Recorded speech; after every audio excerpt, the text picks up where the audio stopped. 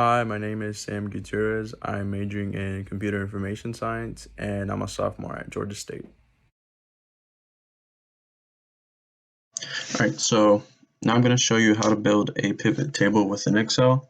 So first off, a little background info. A pivot table is not a type of furniture. It's actually a tool within Excel, and it's going to allow you to gather data from a large spreadsheet and kind of present this data in the form of a table.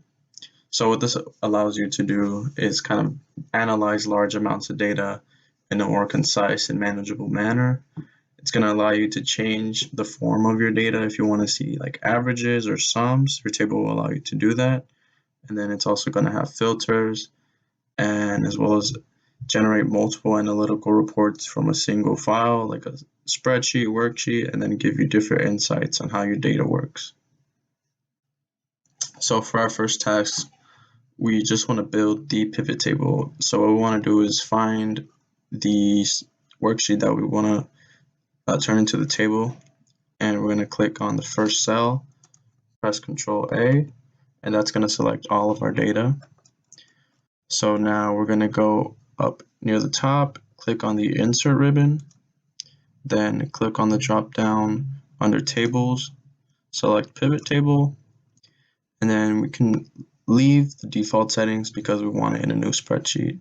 So press OK. So now that we're in the new worksheet, we can set up our pivot table. So for task A, we want the retail country in the columns, product line in rows, and then both revenue and quantity in the sigma values.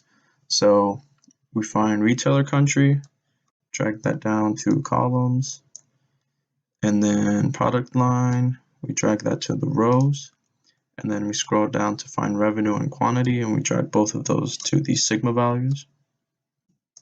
All right, so now basically we have the pivot table set up. So next thing we want to do is change the format of the numbers of our data to make it a little more readable. So we want to click on the little drop down arrow right here for both sum of revenue and sum of quantity. And for our specific task, we want to have averages.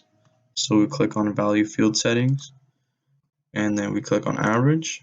And then to change the format of our numbers, we're going to go to number format, scroll down to number, and then we're just going to get rid of the decimals and add commas. All right, and then we're going to do the same thing for quantity.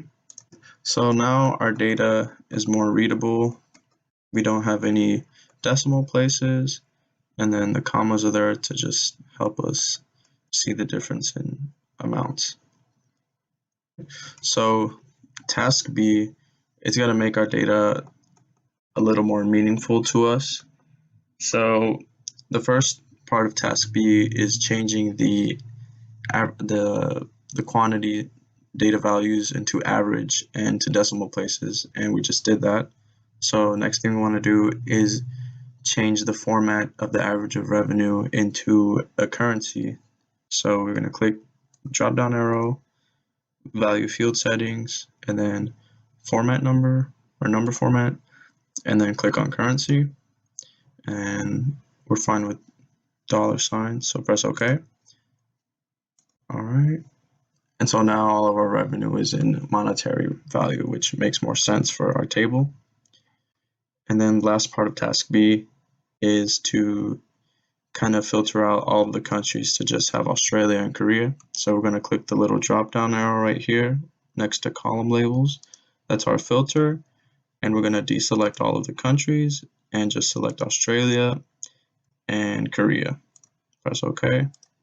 All right, so now we can get rid of this. Now we can easily compare and contrast the two.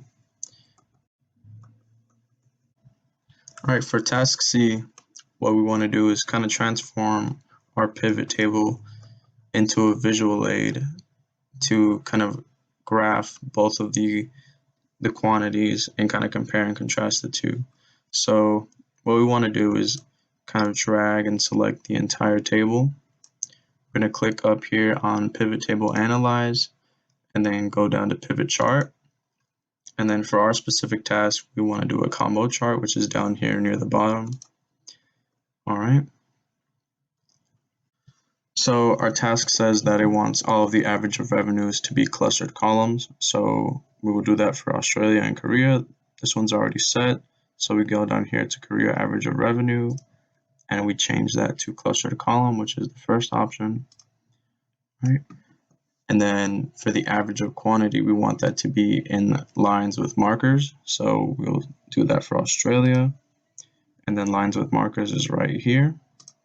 And do the same for Korea. All right. And as you can see in the graph, we can't read that data because it's lined up with the average of revenue data. So we want to have another axis. So we're going to select secondary axis for the average of quantity values. All right, and now you can see and compare and contrast the two different data values. There you go. Ta-da!